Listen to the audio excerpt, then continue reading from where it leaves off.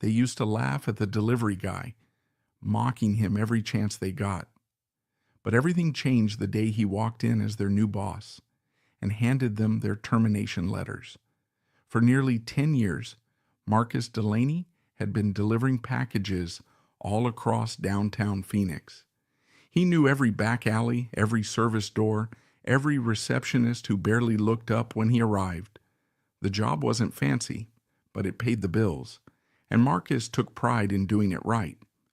Most people saw him as just another guy in uniform, someone easy to ignore. Especially at Whitfield and Crane, a fancy marketing firm with shiny marble floors and giant windows, the way people looked down on him was even worse.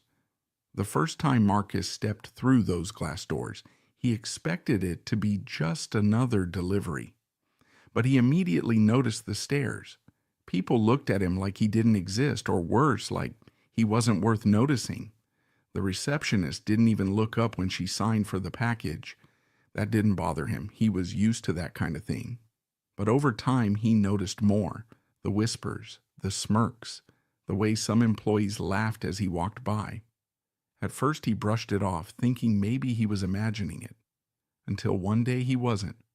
While setting a package down, someone in the office said loud enough for all to hear, "Can you imagine if the delivery guy was our boss?" Everyone burst out laughing. Marcus didn't turn around, but he felt heat rise in his chest. He knew that voice. Jason Bryant, one of the senior execs, always dressed sharp, always cracking jokes for attention.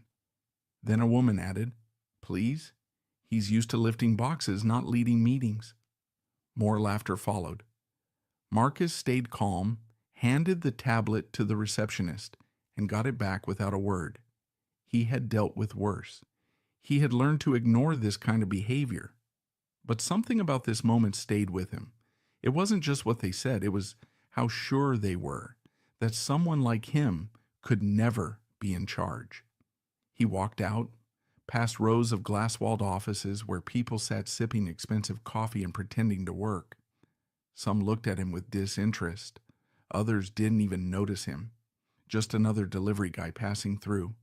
But as he reached the exit, he caught a glimpse of himself in the glass, his uniform, the delivery scanner on his belt, his rough hands from years of work. That's all they saw. And for the first time in a long while, that actually bothered him. The Arizona sun hit hard as he got into his van. He sat for a minute, gripping the steering wheel.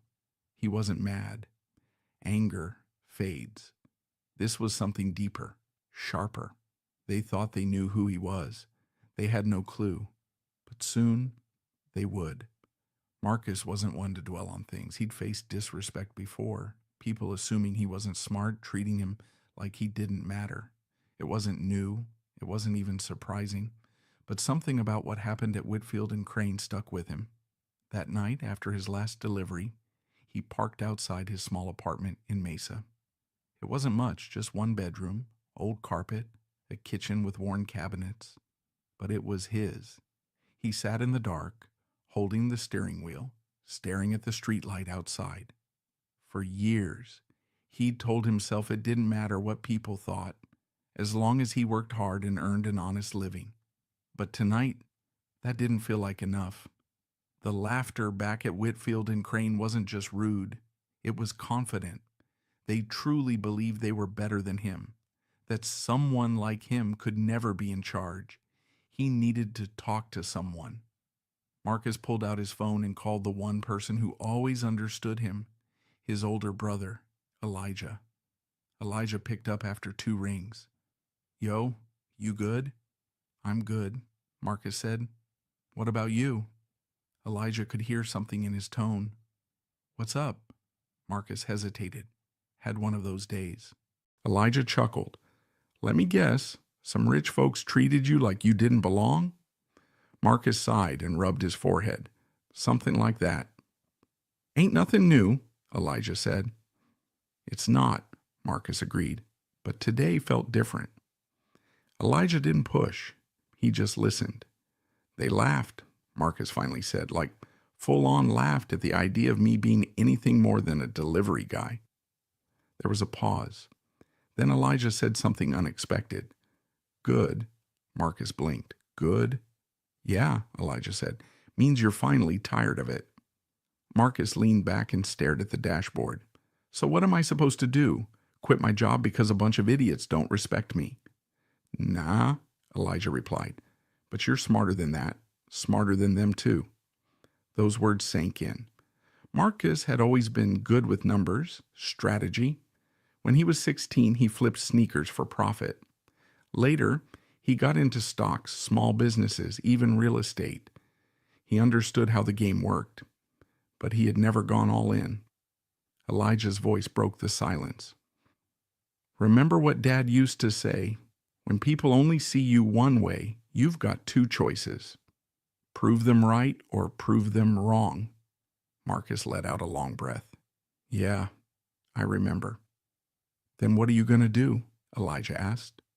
Marcus didn't reply right away. His mind drifted back to Whitfield and Crane, their pricey suits, smug looks, and the way they had laughed at the idea of him ever being more than a delivery guy. They saw him as small, and maybe until now he had seen himself that way too. He looked down at the old steering wheel in his hands, then at the pile of delivery slips on the dashboard. This wasn't all he was. He knew that, but they didn't, and that had to change. Proving them wrong wouldn't happen overnight, but it would happen. Marcus was never just a delivery guy. Not really. That was just the part of himself he allowed the world to see. The uniform, the packages, the beat-up work boots, that's all they noticed. But behind all that was someone else. While they spent their days making ads and crunching client numbers, Marcus had been crunching numbers too, his own. He had always had a business mind. Even as a kid, while others spent their pocket money on games or snacks, Marcus was flipping rare sneakers, limited drops, and hard-to-find pairs. He knew exactly when to buy and who would pay twice, even 3 times the price. By the time he was 20, he moved on to cars, buying used, fixing them up, selling them for profit. He learned how to negotiate, how to spot a deal before anyone else did. He started investing, stocks, small businesses, never showed off, never talked about it, but he watched, he studied, he built, and over the past year, something even bigger had started taking shape. Marcus had been working on a business plan, one that caught the eye of serious investors, people who didn't care about where he came from or what job he worked. They cared about what he knew. They saw his potential. They saw how he broke down companies, pinpointing weak spots, seeing their true worth before anyone else. And now they were ready to invest in him. After long delivery shifts, Marcus had been meeting with them, late nights on Zoom, reviewing financials, polishing his strategy. He had already helped 2 failing businesses bounce back, quietly, efficiently. No one at Whitfield and Crane had any idea, but they were about to. One evening, Marcus sat across from his main investor, Anthony Wallace, in a quiet lounge at a downtown hotel. The room had soft lighting, dark leather chairs, and the quiet buzz of high-stakes conversations. Wallace was sharp, serious, a man who made his fortune in real estate. He didn't waste time with people who weren't serious. So, tell me again, Wallace said, sipping an espresso. Why Whitfield and Crane? Marcus leaned forward. Because they're in trouble, and they don't even know it yet. Wallace raised an eyebrow.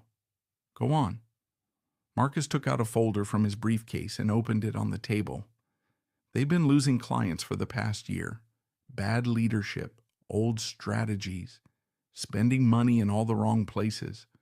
On the outside, they look successful, but under the surface, they're drowning in debt. He pointed to the documents. I give it 6 months before they either downsize or sell. Wallace flipped through the pages slowly. You sure? Marcus nodded. I've been tracking them for months. Their biggest clients are pulling back. Their results don't match their promises. They're relying on their reputation, not real performance, and it's catching up to them. Wallace smirked.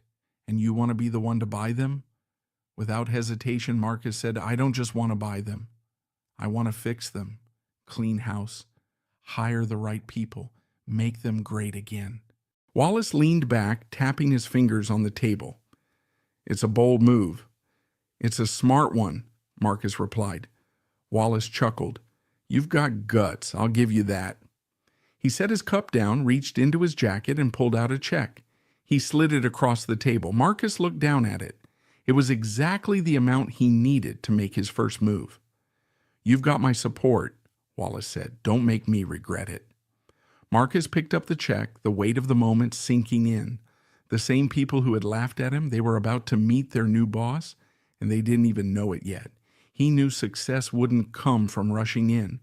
Buying a company wasn't like flipping a car or trading stocks. It took planning, careful steps. Marcus had spent months studying Whitfield and Crane's numbers, watching their every mistake, every drop in performance. The company looked polished on the outside, nice office, fancy image, respected name, but underneath, it was a mess. Their biggest clients were cutting back, their spending was out of control, and leadership had no clue how to fix it.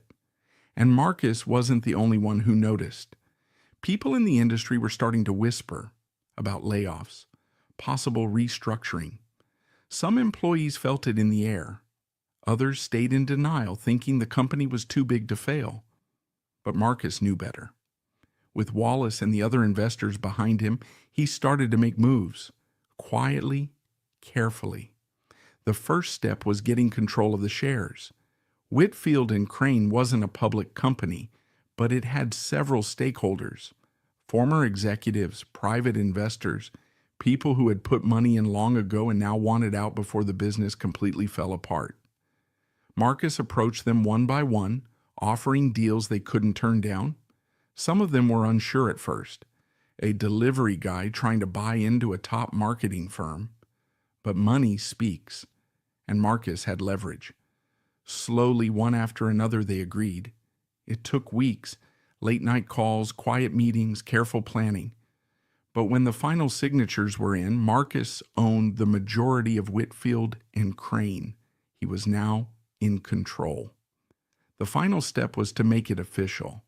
The current CEO, Charles Langdon, had built his career off old family money and the right connections. He wasn't particularly smart, just lucky. And now his luck had run out. Marcus sent a direct email to Langdon's assistant. Subject: Immediate meeting required. Langdon's assistant, Ellen, who had worked there for over 2 decades, blinked when she saw Marcus's name pop up in the sender field. She had watched him drop off packages for years. Why would he be emailing the CEO directly? She knocked gently on Langdon's door and stepped in. Sir, I just received an urgent email from Marcus Delaney. Langdon didn't even look up. Who? The delivery guy, she said quietly. Langdon paused, then let out a dry laugh. You mean the guy who hangs around the lobby? What could he possibly want? He's asking to meet. Right away. Langdon leaned back, rubbing his temples. He was already frustrated. Profits were down. Their biggest client had just walked. The last thing he needed was some nonsense like this. Fine, he grumbled. Bring him in. Let's get this joke over with. By the time Marcus walked into the building that morning, something in the air had changed. People were whispering, sharing curious glances in the hallway. Even the receptionist, who'd barely looked at him for years, sat up straighter as he passed. Langdon sat in his office, clearly annoyed. He didn't even bother standing. What's this about? He asked without looking away from his screen. Marcus took a seat and placed a thick envelope on the desk. This is about the fact that, as of this morning, I'm the majority owner of Whitfield and Crane. Langdon looked up, confused. Then he laughed. You? That's ridiculous. Marcus didn't flinch. Check the papers. Langdon opened the envelope and began flipping through the documents. His face quickly went pale. This has to be a mistake, he muttered. Who do you think you are? Marcus leaned back, calm. I think I'm your new boss. Langdon slammed the paperwork on the desk. This firm isn't for sale. It was, Marcus replied. You just didn't know it. Langdon opened his mouth, then shut it again. He stared at the documents, looking for anything that might prove this wrong. But the truth was right in front of him. He wasn't in charge anymore. Marcus stood. You've got until the end of the day to clear out your office. Langdon didn't move, just stared. Marcus turned to leave, but paused at the door. Oh, and Charles, he said with a small smile, don't worry. I'm sure there's a delivery job out there for you somewhere. Langdon's face turned red, his jaw clenched, but he said nothing. The office would never be the same again. For the first time in years, Marcus Delaney wasn't just passing through. He was the one in charge. Taking over the company was one thing. Making sure everyone understood what that meant was another. As Marcus walked out of Langdon's office, the whispers grew louder. Employees exchanged looks. They had seen him before, hundreds of times, but not like this. No uniform, no delivery scanner, just calm confidence and the presence of someone who owned the room. Some noticed the folder he had taken in. And when Langdon's door slammed shut behind him, a few stood from their desks, trying to figure out what had just happened. Marcus ignored the stares. He had work to do. He turned to Ellen, Langdon's longtime assistant. She was watching him closely, her expression unreadable. I need everyone in the main conference room, Marcus said. 10 minutes. Ellen hesitated. She had worked under Langdon for years, but she had also seen the problems, how things had been falling apart bit by bit. She glanced at the closed office door, then back at Marcus.